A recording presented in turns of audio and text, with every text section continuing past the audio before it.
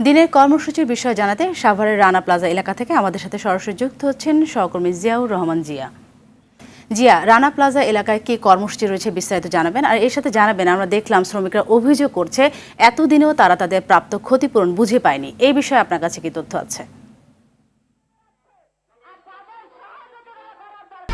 1, 2, 3 ঢাকায় জমি জিতে নিন 100% ক্যাশব্যাক সহ 20 কোটি টাকার পুরস্কার।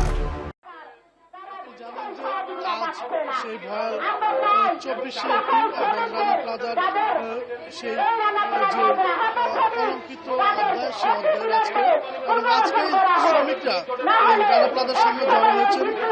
এখানে নিহত শ্রমিকদের স্বজনরা, আহত শ্রমিক এবং তারা স্বজনরা এবং বিভিন্ন শ্রমিক সংগঠন তারা একত্রিত হয়েছেন। তারা নিহতদের স্মরণে তারা সকাল থেকেই এখানে উপস্থিত হয়েছেন এবং এখানে যে অস্থায়িত শহীদ বেদি সেখানে তারা পুষ্পমাল্য স্থাপন করেছেন।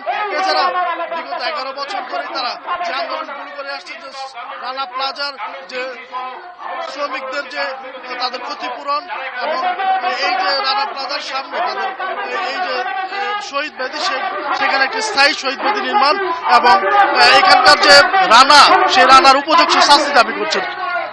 আপনাদেরকে যদি একটু দেখাই, যে আপনি দেখেন যে শ্রমিক সংগঠনের বিভিন্ন শ্রমিক সংগঠন তারা শহীদ বেদি, অস্থায়ী শহীদ বেদিতে একত্রিত হয়েছেন এবং তারা সেখানে তাদের স্লোগান দিচ্ছেন রানার ফাঁসি সহ তাদের শ্রমিকদের যে উপযুক্ত পাওনা সে আদায়ের জন্য, এবং তারা শহীদ বেদিতে তাদের শ্রদ্ধাঞ্জলি অর্পণ করছেন।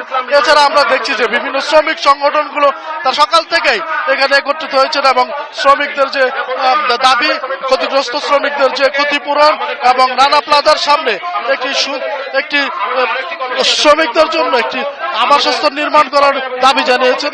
তো সবগুলো দাবিতেই তারা সকাল থেকে আন্দোলন করছেন। তারা যেটি আমাদেরকে বলেছেন যে বিগত 11 বছর ধরেই তারা যেসব দাবি করে আসছেন তার কোনো দাবি এখনো পর্যন্ত তাদের বাস্তবায়ন হয়নি এবং বাস্তবায়ন না হওয়া পর্যন্ত তারা তাদের আন্দোলন চালিয়ে যাবেন। এবং আজকেও তারা বিভিন্ন শ্রমিক সংগঠন একত্রিত হয়েছেন এবং সেসব দাবি করে যাচ্ছেন।